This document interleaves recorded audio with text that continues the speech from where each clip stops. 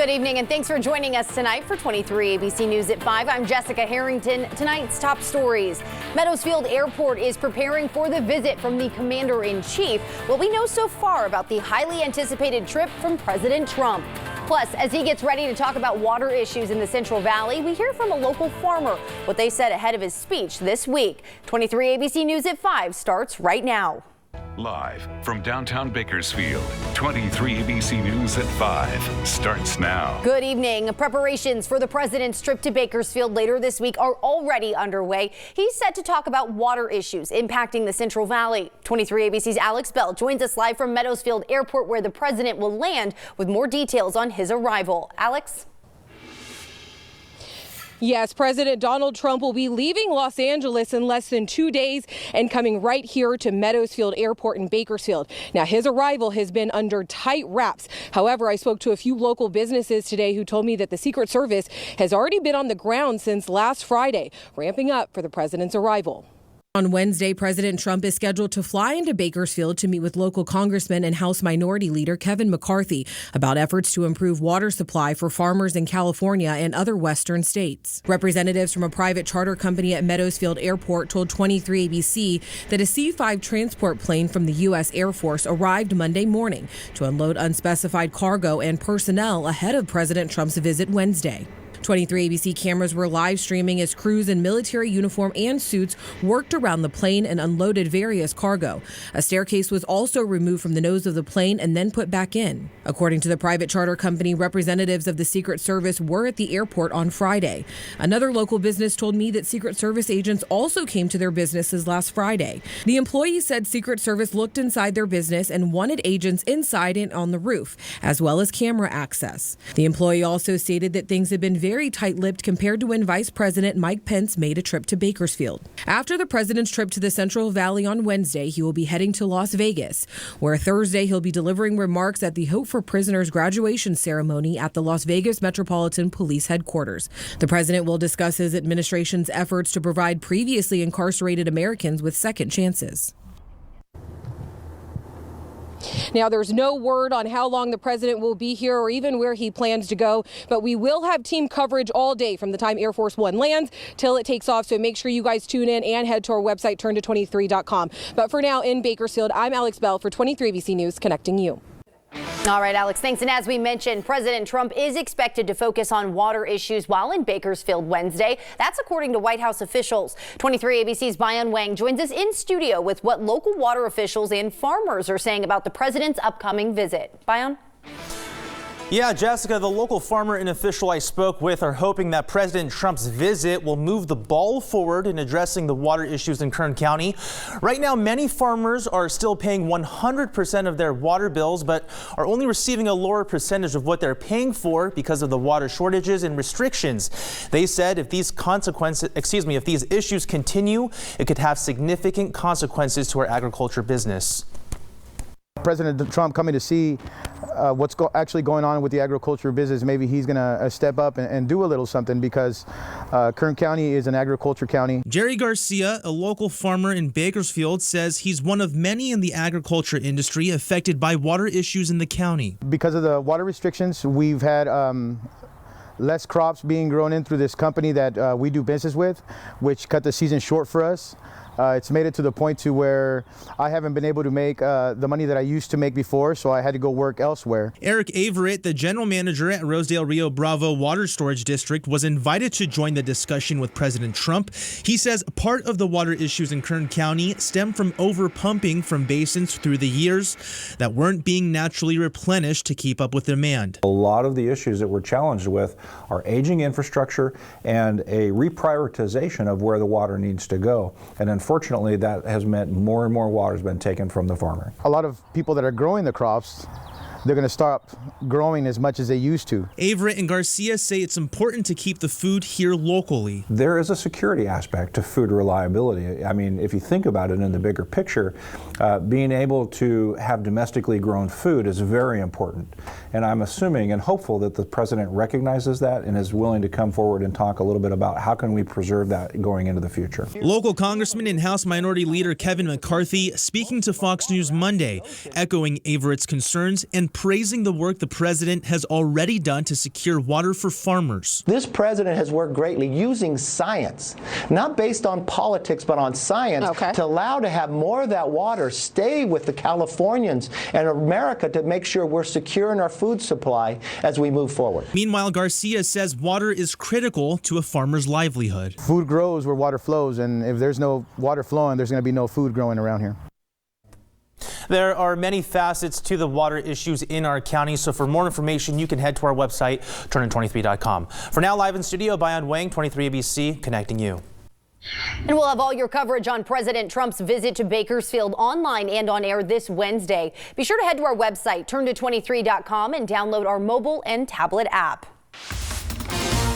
Democratic presidential candidate Elizabeth Warren's campaign is making its way to Bakersfield tomorrow as the 2020 race continues. According to a press release from her campaign, Warren's policy analyst Alexandra Wilcox will be in Bakersfield tomorrow. The event is a community engagement forum. It's scheduled for tomorrow at 7 p.m. at United Steelworkers on 19th Street. The campaign will then make its way to Santa Maria on Thursday and Oxnard on Friday. Meantime, early caucus voting kicked off in Nevada over the weekend. Plenty of long lines slowed down to a crawl, causing issues for volunteers. The Nevada caucuses are this upcoming Saturday.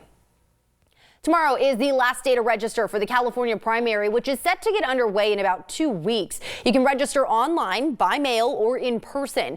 Voters will need to register before midnight Tuesday. To register, you'll need a driver's license or ID card number, the last 4 digits of your social security number, and your date of birth. If you miss the deadline, you have the opportunity to conditionally register to vote and vote provisionally at your local county elections office. The California primary falls this year on Super Tuesday, which is March 3rd. The next Democratic debate is right around the corner. It's scheduled for this Wednesday in Las Vegas. The last one was earlier this month in New Hampshire. So far, Joe Biden, Pete Buttigieg, Senators Amy Klobuchar, Bernie Sanders, and Elizabeth Warren have qualified for the debate. The debate is set for 9 o'clock Wednesday night. Mick Gleason has chosen not to run for the District 1 seat this year, and 3 supervisor candidates are vying for the spot. 23 ABC spoke to Doris Stevens, Philip Peters, and David Fluhart in the past few days. Take a listen. But we got to make sure that all of our big industries are taken care of, and also the working citizens of Kern County. I would say number one is pushing back against the state of California's constant attack and overregulation of our industries here in Kern County. Man, there are all the issues, and they're all important, and they all combine together. I mean, you can't just focus on a couple and then ignore the others, you know. And Stevens says he's from the Kern River Valley and owns South Lake Cycle. He adds that public safety would be his focus, trying to address the homicide rate. Peters was born and raised in Northwest Bakersfield and is the district director for Supervisor Mick Gleason, and says he's worked in the oil and ag industry for most of his life. Fluhart says he's a local farmer. He added he will work to help Ridgecrest continue to rebuild. He says if elected, he would ask for federal assistance and community involvement. District 1 covers most of northeast Kern County, Ridgecrest, Kern River Valley, Glenville, Northwest Bakersfield, and parts of Southwest. And we will have more on their interviews on our website, turn23.com. And of course, 23 ABC wants to help you make an informed decision on Super Tuesday when California voters go to the polls on March 3rd. We do have information on local measures, national and local candidates, along with propositions on our website right now at turn23.com. Temperatures were slightly cooler today than what we were feeling yesterday due to a dry cold front that swept through the region. So that's why we were seeing some high thin clouds sweeping through, but we are going to be seeing mostly clear skies as we head into the evening hours. But that system did bring an increase in winds, and those are calming down significantly, just at 5-mile-per-hour winds here in Bakersfield, 21 in Kernville, and 11 in Tehachapi. So what does that mean for temperatures this evening? Holding on to those low 60s at 6 p.m., low 50s by 10 for us here in Bakersfield, and the mountains will be down into the 40s by later this evening. And we are going to be seeing those passing clouds continue for your Tuesday, but clearing up by Wednesday because high pressure is dominating. I'll let you know just how warm we'll be getting later this week coming up next.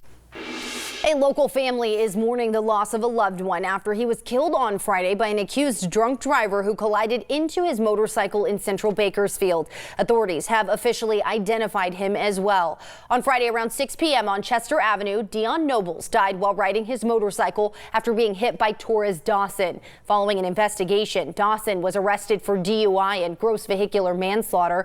Many of Nobles' loved ones and former football teammates from Bakersfield High School met with 23 ABC, filling up BHS's parking lot Sunday to talk with us about Nobles. He played at BHS in the early 2010s before playing for the College of the Sequoias. His former teammates say he wanted the best of life for everyone he loved and was always happier to see others succeed than himself. Dion's father, James Nobles, said Friday was the worst day of his life and says there's no reason to drink and drive.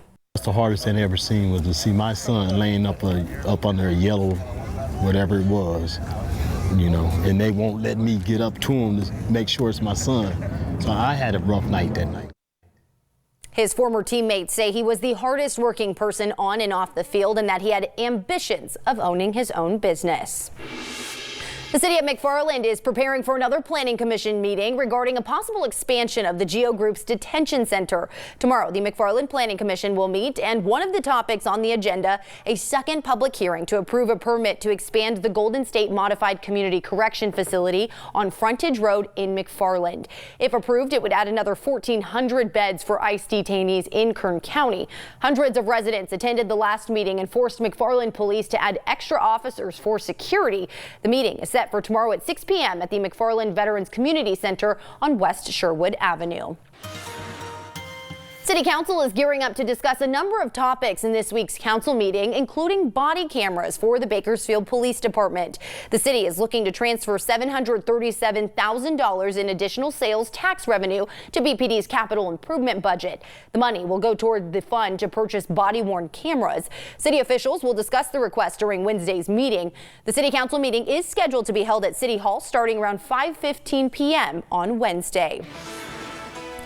Today was the final day of the 4-day celebration in Kernville as the event wrapped up this afternoon. Check out this incredible video that the Kernville Chamber of Commerce posted over the weekend of the turnout. Attendees got to enjoy a parade, the Wild West Days Rodeo, the mayor contest, and so much more. The chamber says Skyrocket, Jammy, and firecracker Sean Ward won the honorary mayor's race. The 4-day event wrapped up today at 1 p.m.